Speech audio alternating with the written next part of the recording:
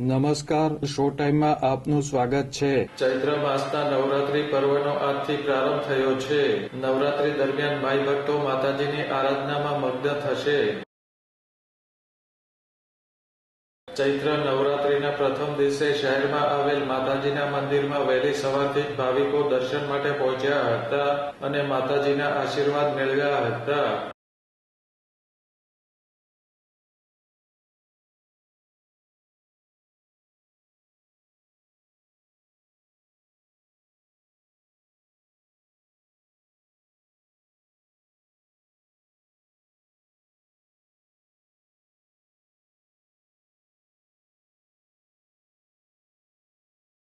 નવરાત્રીના 9 દિવસ દરમિયાન ભાવિકો ઉપવાસ એકટાણું કરીને માતાજીની આરાધનામાં મગ્ન થશે.